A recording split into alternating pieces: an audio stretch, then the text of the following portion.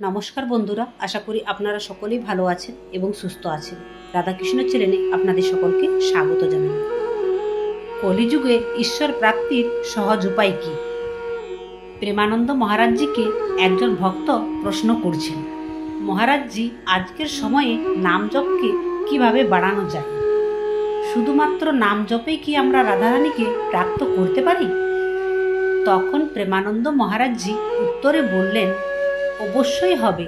শুধুমাত্র নাম জপেই ভগবানের প্রাপ্তি হতে পারে।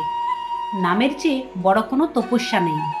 এই কলিযুগে নাম জপ হচ্ছে শ্রেষ্ঠ যজ্ঞ। ভগবান নিজেই বলেছেন, যজ্ঞদের মধ্যে শ্রেষ্ঠ যজ্ঞ হচ্ছে একমাত্র নাম জপ।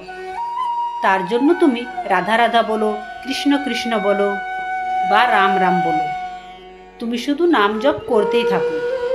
ভগবানের নাম তুমি ছেড়ো না। এই কলিযুগে নামই হচ্ছে সর্বশ্রেষ্ঠ। ভগবানের নাম স্মরণ করতে করতে মানুষ সংসারে দুঃখের সাগরেও পার হতে পারে। তাই শুধু ভগবানকে স্মরণ করো।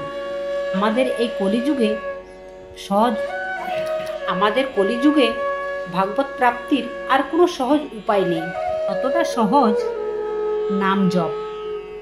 অন্যান্য যুগে কিন্তু ভগবান প্রাপ্তির জন্য কত কঠিন তপস্যা করতে হতো, কত কষ্ট সহ্য করতে হতো, তবে ভগবান প্রাপ্তির সম্ভবত হতো। কিন্তু এই কলিযুগে শুধু নাম জপ করলে ভাগবত প্রাপ্তির সম্ভব। ত্রেতা বা দ্বাপর যুগের মতো এক পায়ে দাঁড়িয়ে বছরের পর বছর তপস্যা করা এই কলিযুগে আর দরকার পড়বে না। তাই তোমরা শুধু নাম জপ করো। কিন্তু নাম জপ গড়ে তোলার অতটা সহজ নয়। নাম জপের সহজ উপায় গড়ে তুলতে হলে জিভ দিয়ে আমাদের নাম জপ করতে হবে, মন দিয়ে নয়। মন তো পবিত্র হলে তবে নাম জপ ধরবে। তাই সর্বপ্রথম আমাদেরকে জিহ্বা দিয়ে নাম জপ শুরু করতে হবে। শুধু মনে মনে নাম জপ করলে হবে না। যেমন আমি এখন মুখ বা ঠোঁট বন্ধ করে নিলে কিন্তু ভেতরে ভেতরে আমার নাম জপ চলবে। যেমন আমার জিহ্বা নাম জপের সাথে সাথে নড়তে থাকবে। তোমাদেরকেও কিন্তু প্রথমে এইভাবে শুরু করতে হবে। যখন তুমি একা থাকবে, তোমার আশেপাশে কেউ থাকবে না, তখন তুমি অবশ্যই জোরে জোরে নাম জপ করতে পারো। কিন্তু লোকজনের মাঝে থাকলে সেই মুহূর্তে তোমরা মুখ বন্ধ করে নাম জপ করতে পারো। কিন্তু নাম জপের সাথে সাথে মুখের ভেতরে জিহ্বা সেই রকম ভাবেই যেন নড়তে থাকে। এটা কিন্তু তোমরা লক্ষ্য রাখবে।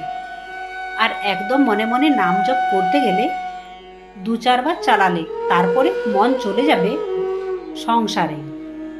তাই আমাদের উচিত জিভের অগ্রভাগ দিয়ে আমরা নাম জপ উচ্চারণ করতে থাকি। এটা উপাংশু জপ বলে। এইভাবে জিভ দিয়ে উচ্চারণ করতে থাকলে মন যদি অন্যদিকে চলেও যায়, তবু কিন্তু নাম জপ চলতেই থাকবে। আর এই রকম নাম জপ করতে করতে যখন তোমার মন শুদ্ধ হয়ে যাবে, তখন তুমি দেখবে তোমার মনে মনে নাম জপ শুরু হবে। আর যখন মানসিক নাম জপ হয় তখন মনে মনে, আর যখন মানসিক জপ শুরু হয় তখন বিশেষ আনন্দ অনুভূতি হয়। আর তখন তুমি যাই করো না কেন, যেমন কারোর সাথে কথা বলছো, কোনো কাজ করছো, ও দেখবে তোমার মনের মধ্যে নাম জপ চলছে। আর তখন যে আনন্দের অনুভূতি হবে সেটা তুমি কাউকে বলে বোঝাতে পারবে না। তাই সবাইকে বলছি, এই সংসারে দুঃখের পাহাড় পেরিয়ে ঈশ্বর প্রাপ্তি করতে চাইলে শুধুমাত্র নাম জপ করো। আর এই নাম জপেই তোমাকে দুঃখের সাগর পার করতে সাহায্য করবে। তাহলে বন্ধুরা, প্রেমানন্দ মহারাজজি আমাদেরকে এটাই বোঝাতে চাইছেন, যদি আমরা ভগবান প্রাপ্তি করতে চাই অথবা এই সংসারে দুঃখ কষ্ট থেকে বেরিয়ে লৌকিক বা পরলৌকিক যেরকম রকমের উন্নতি করতে চাই, তার জন্য আমাদেরকে ভগবানের নাম জপ করতে হবে। তাহলে বন্ধুরা, আজকের ভিডিওটি এখানে শেষ করলাম। আপনাদের যদি ভালো লেগে থাকে তাহলে লাইক, কমেন্ট আর সাবস্ক্রাইব করতে ভুলবেন না।